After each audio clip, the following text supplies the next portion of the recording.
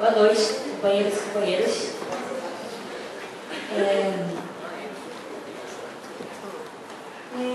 Em abril do ano passado, eu tive uma experiência que, para a minha vida militante, foi muito rica, muito importante para reforçar as convicções que eu tenho hoje na construção do PSTU e da LIT, da Liga Internacional dos Trabalhadores. Eu cheguei lá no Egito, em abril do ano passado, e saí lá no aeroporto. Aí toda uma dificuldade, porque a língua é muito diferente da nossa, você não compreende uma palavra sequer. A gente conseguiu, estava com uma outra companheira do partido, a gente conseguiu entrar num táxi. Aí entramos num táxi, fomos para o centro do Cairo, lá tinha o endereço do hotel, que a gente ia ficar, o albergue, e a gente saiu em busca dessa aventura aí. E o primeiro contato que a gente teve com um egípcio, com esse taxista, que aliás foi um negócio esquisito, tinha um motorista e um acompanhante do motorista, não entendeu direito, vamos lá. E esse acompanhante do motorista, ele falava um pouco inglês, arranhava o inglês, que a gente conseguiu nos entender um pouquinho, para trocar uma primeira ideia com um daqueles que a gente aqui no Brasil falou tanto, que tinham protagonizado uma revolução impressionante, derrubado a Praça Tahrir, derrubado uma ditadura do Mubarak de mais de 30 anos de existência. E naquela dificuldade de trocar palavras entre nós, a gente conseguiu tirar um pouco da essência do que foi aquela luta. E queria dividir isso com vocês, em primeiro lugar. A gente perguntou, mas como foi a experiência de vocês? Como é que foi conseguir com as suas próprias forças derrubar um ditador de mais de 30 anos de duração? Ele disse, foi impressionante, mostrou pra gente a marca na perna de uma bala que ele tinha tomado, ficou emocionado quando lembrou dos companheiros que tinham morrido em processos de lutas. Nos contou uma série de exemplos, e aí a gente perguntou, mas o que mudou desde então? Vocês seguem tendo condições de vida muito difíceis? Ele sim. Até disse uma frase que me marcou muito, que foi, há muitos egípcios que sequer sentiram o gosto da carne. Na sua vida inteira morrem sem sentir o gosto da carne, porque a carne é muito cara. E nem todos têm dinheiro de comprar. E aí a gente disse, mas então segue tendo uma pobreza muito grande, fome, uma miséria no país, um país muito pobre, um país difícil de conseguir manter uma condição digna de vida para a maioria da população. Se segue essas condições sociais todas, o que mudou então? E ele disse sem estudiar para a gente, hoje nós somos livres, hoje nós temos liberdade. E mesmo a gente sabendo que depois da Revolução e da queda do Mubarak, a gente não conseguiu construir ali um país socialista, um mundo socialista, muito menos, os trabalhadores, com a força da sua luta, ocupando a Praça Tahrir por 18 dias seguidos e dizendo, aqui basta, chega, não queremos mais essa ditadura, chega as polícias que nos oprime, que nos explora, que mata os nossos jovens todos os dias, e com essa força, com essa convicção, eles derrubaram uma das mais fortes ditaduras que existiam no mundo, eles se sentiram livres. E eles viram que a sua força é capaz de transformar e de revolucionar o mundo. E a partir dessa essência do que foi a Revolução do Egito, que eu queria começar aqui a fazer a minha intervenção nessa comemoração dos 30 anos da LIT. O que a gente quer, nada mais nada menos, é transformar toda a história, todo o passado de lutas, de revoluções, onde as massas trabalhadoras vão para as ruas e dizem, basta, chega, não quero mais o sistema que nos explora, nos oprime, quero poder tomar conta da minha própria vida, quero poder fazer isso de forma coletiva e não individual. É nada mais nada menos isso que a gente busca no nosso projeto estratégico, internacional. Um mundo onde todos possam ter os mesmos direitos, onde todos possam se sentir como aquele taxista lá no Egito, lá no Cairo, se sentiu livre, com suas próprias forças. E lá no Egito, nós também, a gente não precisa nem sequer pisar lá para saber disso, Há um momento hoje que a gente vive, numa das maiores crises econômicas das últimas décadas, onde o mundo está sendo marcado por profundas transformações, a gente vê um protagonismo muito grande da juventude de todos esses processos. Não só no mundo árabe, nas revoluções do Norte da África e do Oriente Médio, mas também na Europa, o modelo da ocupação da Praça Tahrir se tornou um símbolo para a juventude, para essa nova geração de lutadores indignados. Então, acampamentos na Praça Costa del Sol, Praça Sintagma na Grécia, Occupy Wall Street nos Estados Unidos, a luta da juventude do Chile, que também foi um exemplo muito muito importante para os estudantes brasileiros que agora estão em luta também. A luta no Quebec, no Canadá, a gente estava com companheiros de lá no Gelatão também, como está forte o processo. Só um parênteses, no Quebec eles estão com uma luta tão forte que já tomou a população de conjunto, como foi no Chile, e é todo dia, às 8 da noite, a população sai das suas casas, abre a porta e fica batendo panela. Né, que era uma medida, inclusive, que foi muito utilizada na ditadura, especialmente a ditadura chilena, e hoje no Quebec eles fazem isso, tipo, é o panelaço, né, que eles chamam, cancelelaço. Então, se há uma onda de mobilizações mundiais, a gente tem o protagonismo da juventude, eu queria refletir aqui, por que a juventude luta? Há um cartaz que ficou expresso na Praça Puerta del Sol, em Madrid, que dizia assim: nós somos a juventude sem educação, a juventude sem saúde, a juventude sem moradia, a juventude sem cultura e a juventude sem medo. E por que hoje essa geração é uma juventude sem medo? Sem medo de se enfrentar com polícia, com repressão, sem medo de dizer não aos planos de austeridade, aqui não vai passar, sem medo de ir para a praça, ficar acampado e dizer basta, esse ditador vai cair, sem medo de fazer ações históricas, ações heróicas. Ou a juventude fica sem medo para fazer isso tudo, ou fica sem futuro.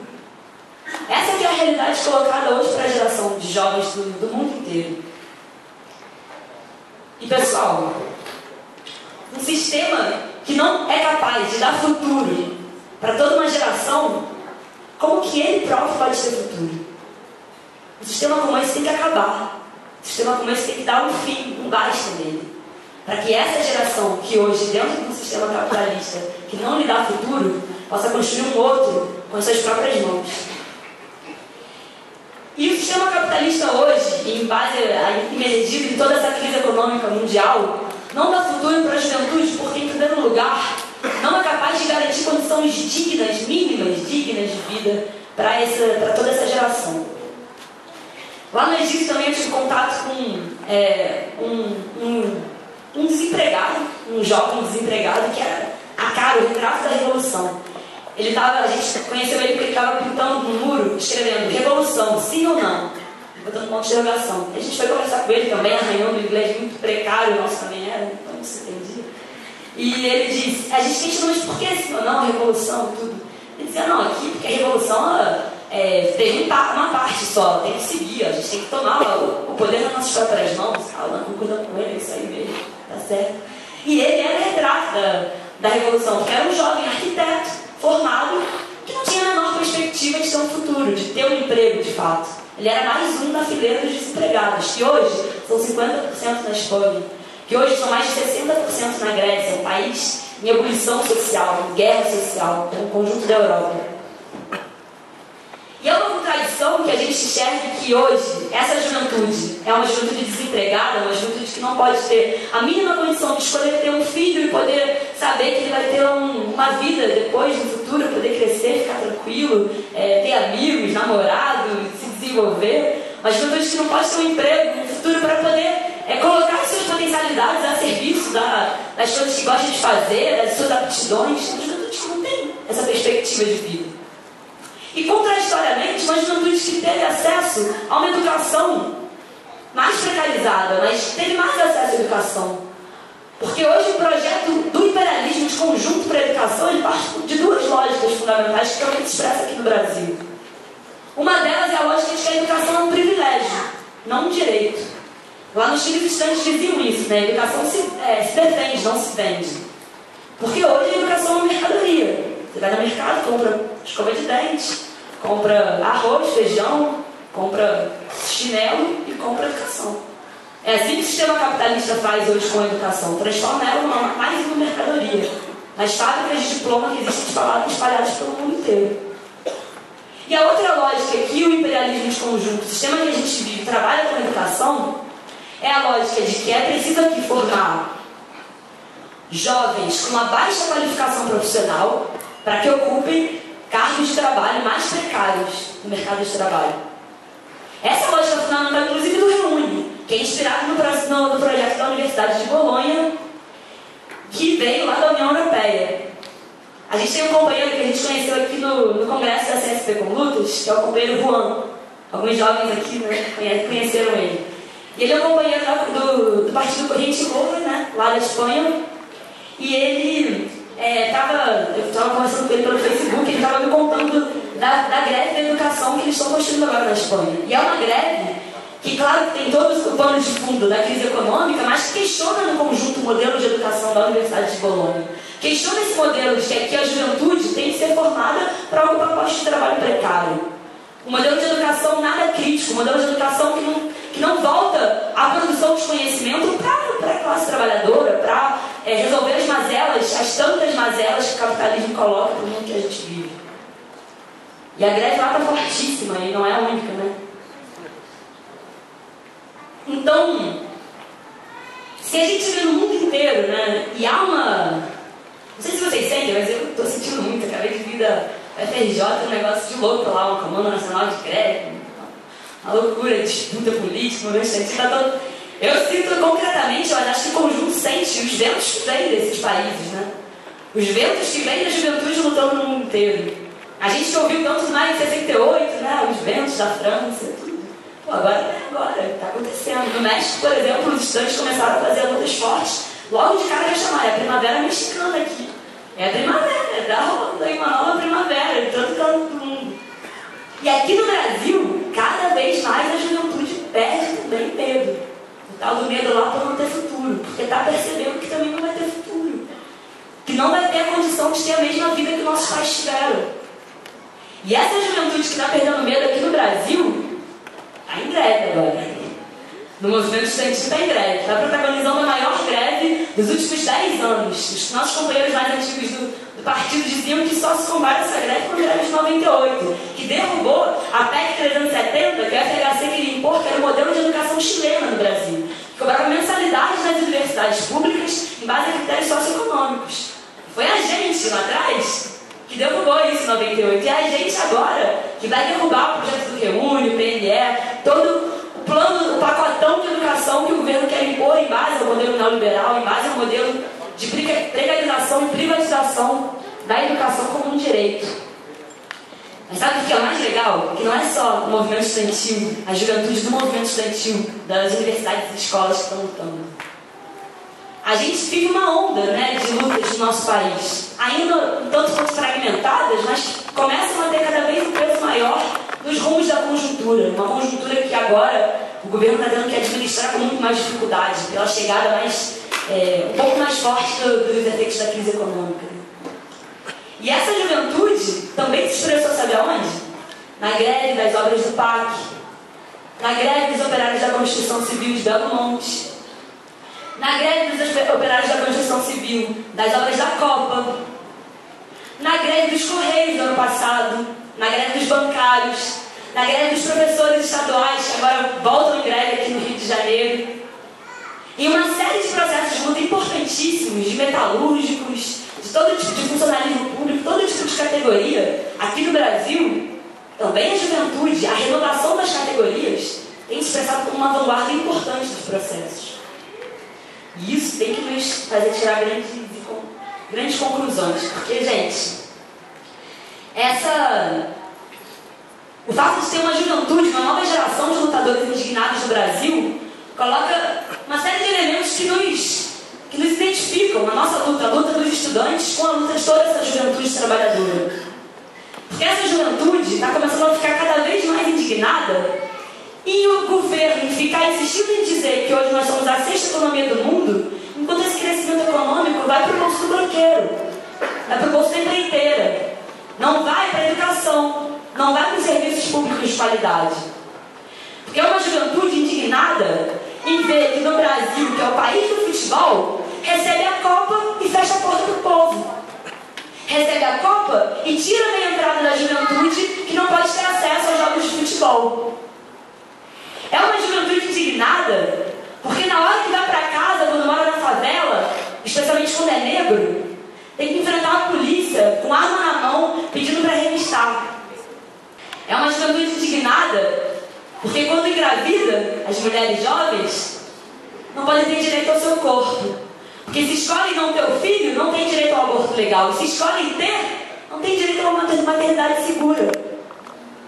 É uma juventude indignada porque no dia a dia, no cotidiano, nas linhas de produção, em cada local de trabalho, é submetida a cada vez graus maiores de exploração, de opressão, de submissão, que trata esses jovens como se fossem laranjas, onde você pega todo o suco, aproveita todas as energias e depois joga fora o bagaço, que já não serve mais.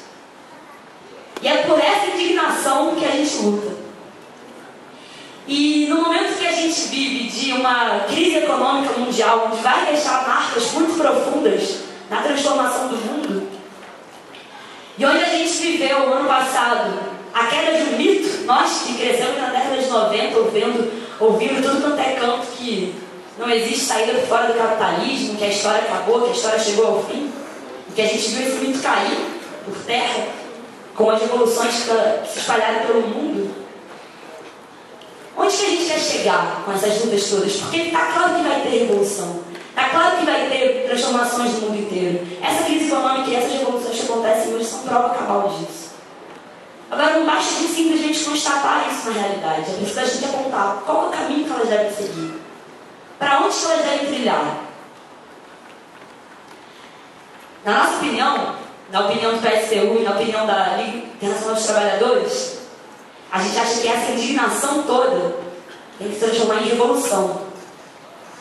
Que essa indignação tem que se transformar em superação do capitalismo. Em tomada do poder pelos trabalhadores, pelos seus organismos de classe. Em construção de um outro mundo. No fim das classes sociais.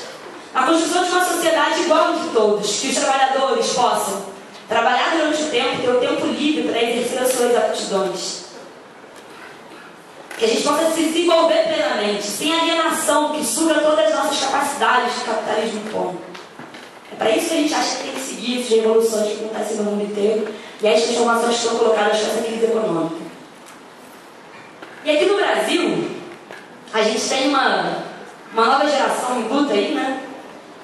E essa geração, pessoal, tem uma tarefa histórica grande, viu? Que é a tarefa de superar a enorme frustração que a geração passada teve no nosso país. As lutas da década de 80, que a gente já escutou muita história, né? Fica com aquela vontade de ter participado daquele processo tão rico que foi, elas geraram uma legião de lutadores, não só operários, né, que protagonizaram todo o ascenso da década de 80, mas também o movimento estudantil, né, o famoso balanço da alicerce, um movimento estudantil aí cheio de vida, cheio de renovação.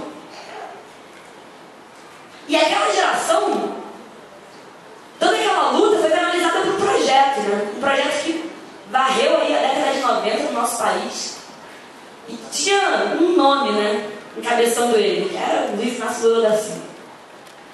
E o governo do PT, que foi um governo que gerou uma expectativa enorme para essa geração de lutadores da década de 80, foi um governo que também colocou uma frustração nas costas de toda essa geração. E que colocou uma frustração porque, ao invés de governar para essa geração, governou para os banqueiros, chamou os usineiros de herói,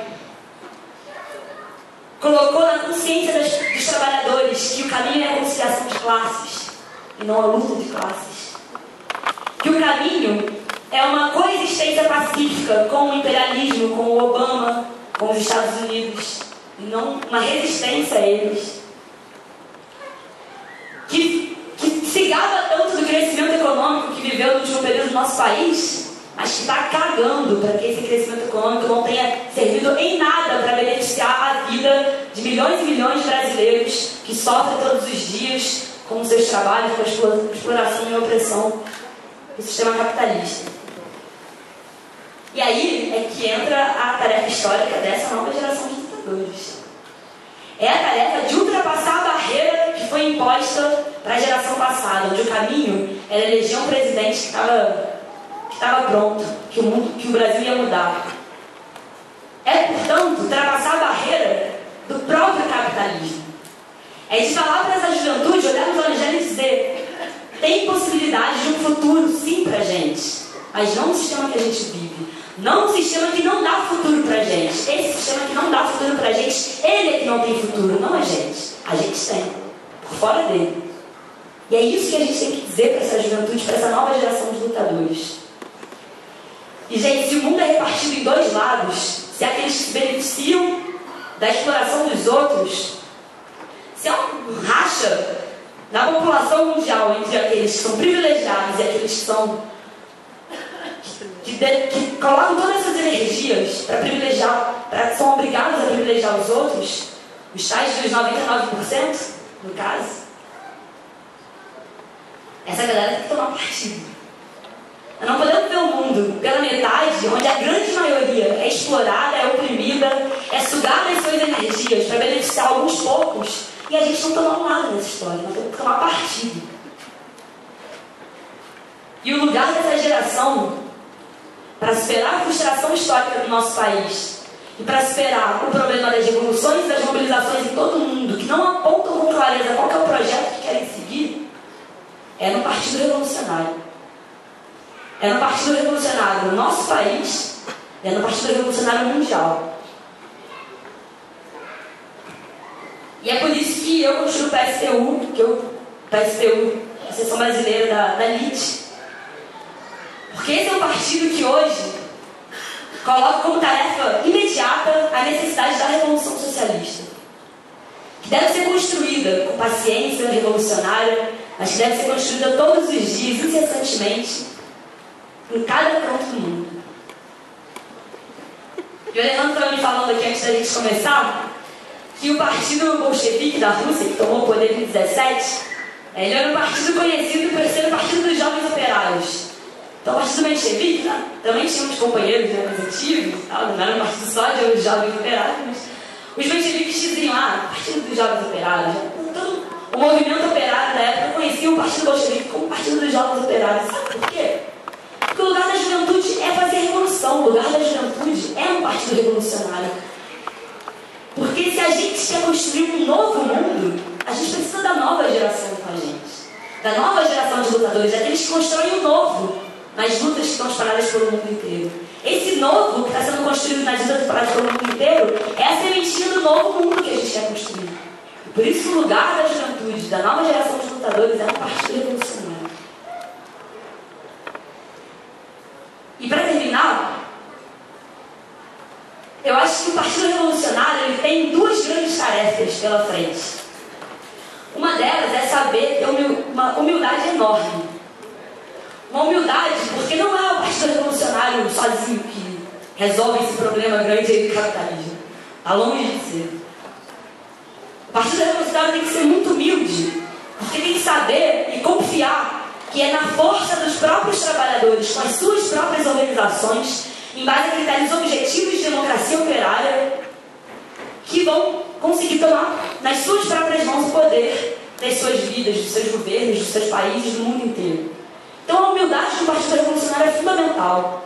É por isso que aqui no Brasil a gente aposta tanto na construção da CSP com lutas, da ANEL, de sindicatos, de centros acadêmicos. Por isso que a gente é obcecado com a organização da classe, com a sua democracia interna, com a democracia operária como uma concepção fundamental dos revolucionários. Porque essa humildade é necessária para que a construção da revolução se erga no mundo inteiro. Mas, por outro lado, o Partido Revolucionário também tem que ter dimensão da grandeza que é a tarefa que está colocada em suas mãos. Porque é através de um programa do Partido Revolucionário que é capaz de condensar as experiências históricas da classe trabalhadora, do proletariado a nível mundial. É através desse programa que a gente pode, nas derrotas e nas vitórias que os trabalhadores tiveram no último período, apontar qual que deve ser o caminho trilhado nas próximas revoluções que vão ser feitas pelos trabalhadores inevitavelmente. Por isso que, combinando essa humildade e essa grandeza, nós temos que escolher um lado, temos que tomar partido. E é com muito orgulho que aqui comemoro 30 anos da Liga Internacional dos Trabalhadores, Quarta Internacional. Porque é com essa história, olhando para trás e vendo como a luta de classes é um negócio impressionante para mudar o rumo do mundo que a gente vive. E como a gente olha para frente, e essa nova geração de lutadores do mundo inteiro, que inova nas formas, que que é rebelde, que traz a força da juventude para as ruas, para as praças do mundo inteiro. É com esse espírito que a gente quer comemorar os mais 30 anos da LIT, os 100 anos da LIT. Que a gente chega nem tanto, né? Porque a gente tem antes disso, da revolução. Mas que a gente consiga, com a nossa força, com a força da juventude, aliada com a experiência da classe trabalhadora, tomar nas nossas mãos o futuro. Porque, pessoal, se o presente é de lutas, o futuro nos pertence. Uma grande saudação aos 30 anos da LIT.